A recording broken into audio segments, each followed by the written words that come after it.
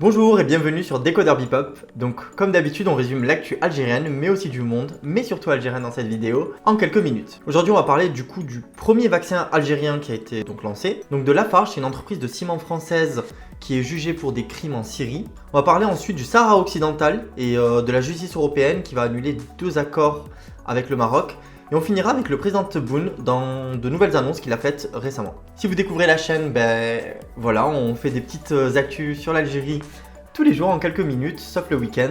Donc n'hésitez pas à vous abonner, comme ça vous savez dès qu'on sort une vidéo. En tout cas, si vous avez envie de réagir à l'un des sujets, n'hésitez pas à le faire en commentaire directement, on répond en général. Allez, je commence sans plus tarder. Donc c'est le jour J, ça y est. Alors, quel jour J vous allez me dire? Il y en a plein des jours J. Mais ouais, comme le spoil le titre de la vidéo, c'est le jour pour la sortie d'usine des vaccins anti-Covid-19 produits par l'unité Saïdal de Constantine. Pour cette grande première, le Premier ministre des Finances, Ayman Ben Abdelrahman, entame ce mercredi une visite de travail à Constantine. Le Premier ministre supervisera ce 29 septembre le lancement officiel de la première unité nationale dédiée à la production du vaccin anti-corona au complexe donc pharmaceutique de Saïdal. Donc le complexe pharmaceutique se trouve dans la zone industrielle de Palma.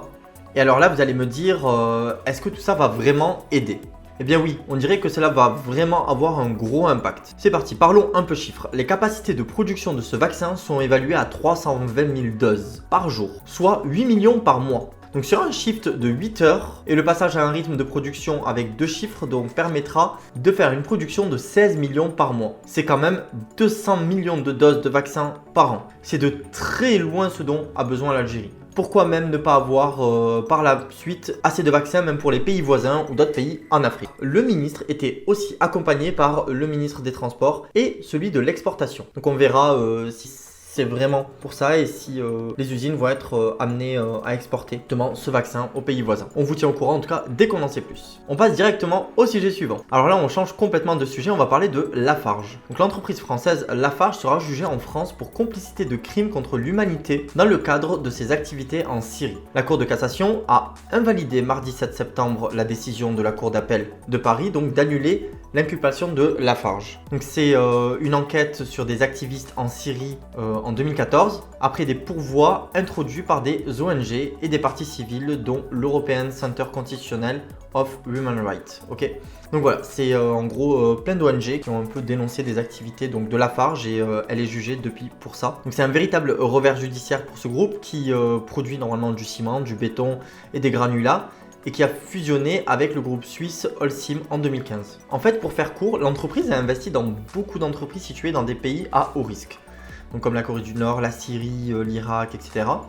Et est soupçonnée d'être impliquée dans différentes guerres ou encore de s'être par exemple arrangée avec l'État islamique sur certains commerces. Donc l'accusation ne date pas d'aujourd'hui, mais récemment de nouveaux éléments viennent s'ajouter. C'est le journal Blast, un petit journal français, qui pose un dossier les concernant ainsi que d'autres entreprises françaises et qataries. On vous met en description le lien de l'interview d'un agent français avec le journaliste de Blast. Et si le dossier vous intéresse, donc un documentaire aussi de Brut sur les échanges entre Lafarge et l'État islamique, tout est en description.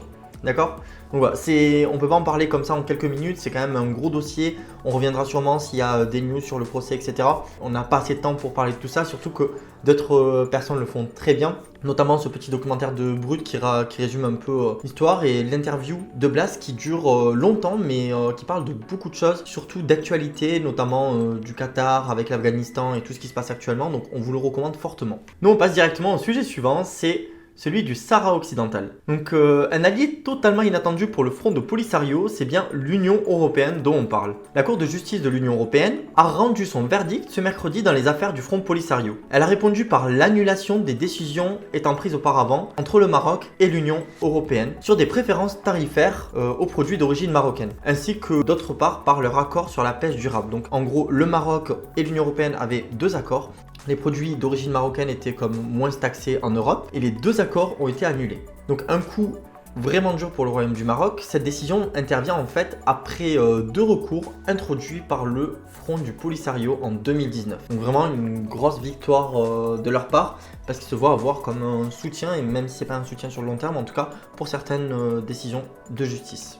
Et on passe au dernier sujet de cette vidéo, c'est le président Tebboune dans de nouvelles annonces. Le président de la République Tebboune s'est exprimé ce mardi 28 septembre sur la situation économique du pays. Il avait déjà fait il y a 4 jours, nous en avions fait une vidéo. Cette fois-ci, le message est pour les investisseurs nationaux. Dans ce nouveau discours, le président de la République a mis en exergue l'importance du CNESE comme institut de la nouvelle Algérie. Il a confirmé les idées annoncées lors du précédent discours, qui voulait donc sortir de l'économie de rente. Dans ce nouveau discours, il est même allé dire que les opérateurs qui s'engagent à transformer les matières algériennes, l'État est prêt à les financer à 90% du montant total de l'investissement. Le reste du discours a porté sur la corruption des agents économiques algériens faite sur ces 10 dernières années, en donnant par exemple les usines automobiles qui avaient fait des factures pour gonfler les pneus qui montaient parfois jusqu'à 3 milliards. Il a ensuite parlé de l'argent informel et qu'il fallait se servir de cet argent pour investir. Il dit même « J'ai dit que l'Algérie n'ira pas à l'endettement, mais si nous devons emprunter, nous le ferons en interne, auprès des citoyens, pas chez le FMI. » Donc voilà, toujours le même cap, moins de corruption, mais cette fois aussi en affirmant que l'Algérie restera indépendante financièrement, parlant donc plus aux investisseurs nationaux et non pas à des banques étrangères. Donc à voir maintenant comment cela va être sérieusement mis en place.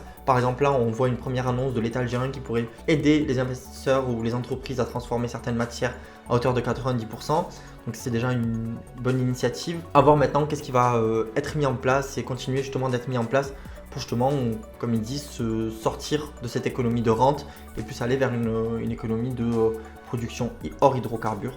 En tout cas, on vous tient au courant dès qu'on en sait plus. Donc voilà, c'est tout pour cette vidéo. J'espère que le format vous a plu. Si c'est le cas, n'hésitez pas à vous abonner. Et moi, je vous dis à demain. Ciao!